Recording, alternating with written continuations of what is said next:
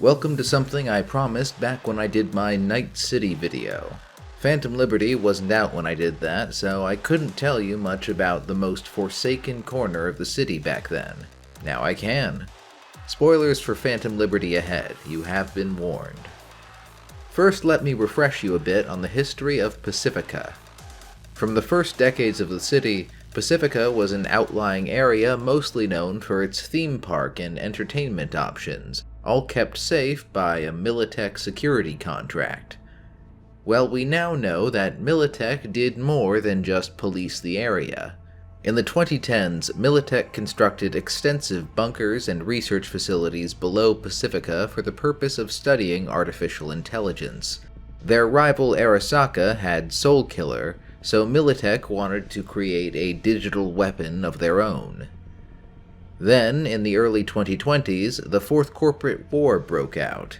Refugees from the central city, which Arasaka had seized control of, came to Pacifica and clashed violently with the security forces.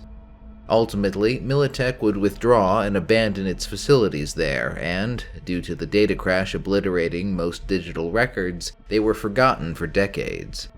Pacifica emerged worse for wear, but still operated as Night City's relatively safe tourist destination, much better off than most of the rest of the city. As the city entered its second stage of reconstruction in the 2050s, the Night City Council started plans to rejuvenate Pacifica to its former glory. New investors were courted, spearheaded by wide-scale construction funded by Militech. Why was Militech looking to re-establish itself in the district then? Well, it was the same old rivalry. While Arasaka had been banned from officially operating in the United States, they had spent decades slowly and covertly rebuilding influence, and Night City was their primary foothold in the States. By establishing themselves in Pacifica, Militech, which was practically an arm of the new United States government at this point, wanted to counter Arasaka's influence. For a while, everything went according to plan. New roads reconnecting Pacifica to the rest of the city were built, and shiny new construction went up in place of old dilapidated buildings. Of particular note was the new neighborhood of Serena Sands, set just back from the coast and including a new stadium among other attractions and amenities, including luxury hotels, an exposition hall, a technology park, as well as various spas and resorts. That would abruptly change in the 2060s when an explosion occurred in the depths of a construction site. As far as the public knew, the investigation came to nothing, but suddenly the Night City Council doubled the area's security detail and began construction of a wall around Serena Sands. Unofficially, Militech had rediscovered their old research facilities and quickly moved personnel in to secure it and pick up where they left off. Thus began the Cyberpunk project. The digital landscape had changed a lot in the intervening 50 years. During the war, the data crash had rendered the old net into a hazard, filled with deadly attack programs and dangerous rogue AI. All of this was contained by a construct called the Black Wall. Building on their old AI research, the goal of Cyberpunk was to extract one of those powerful artificial intelligences from beyond the Black Wall and put it to use. They only had a few years, but apparently the project was fairly successful, though it proved prohibitively dangerous.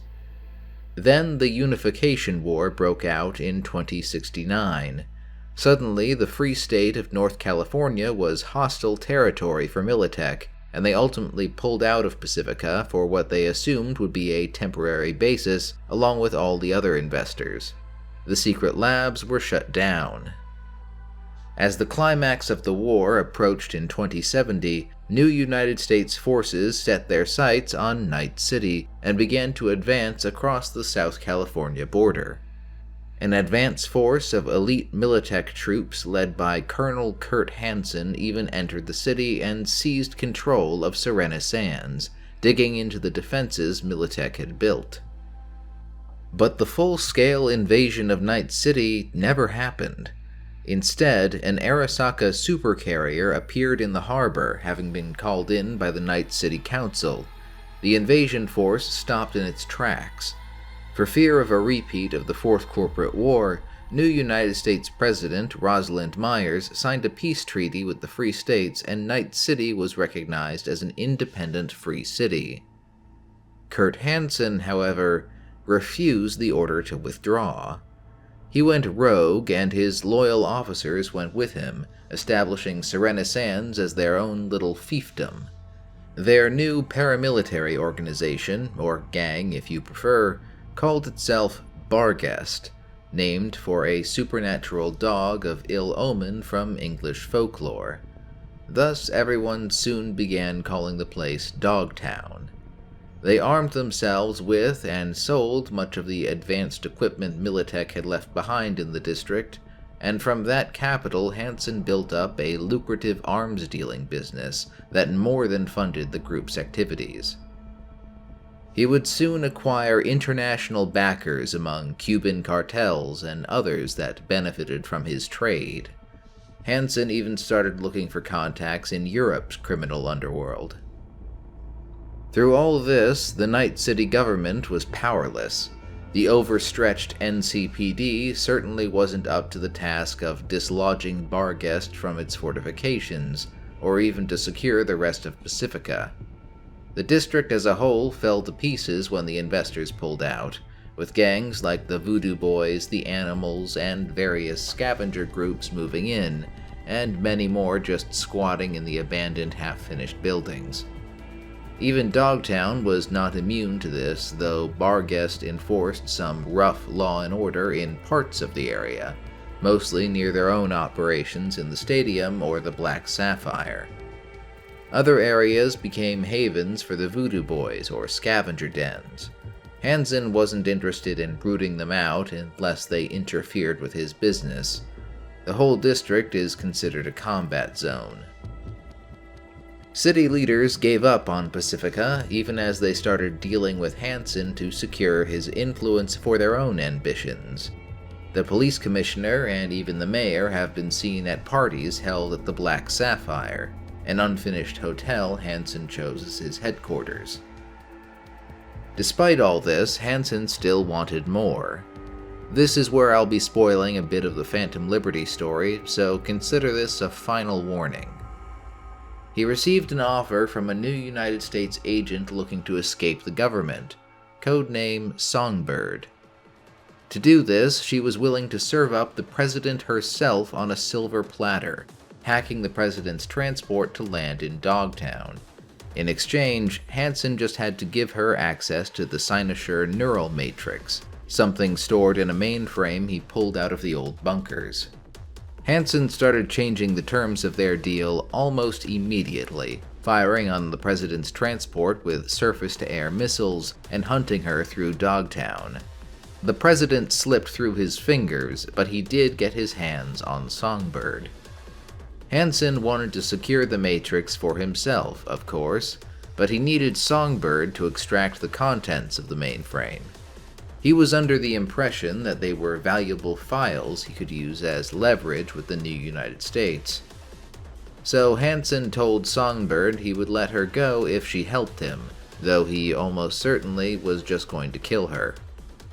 This is where Hansen's ambition finally took him too far, thanks to Songbird and the agents of the new United States government. They infiltrated just as Songbird extracted the neural matrix and executed her own double-cross. Regardless of which direction the story takes at this point, a Blackwall hack wreaks havoc in the stadium where the extraction was taking place, and Hansen is killed in the chaos at the hands of an agent of the NUSA.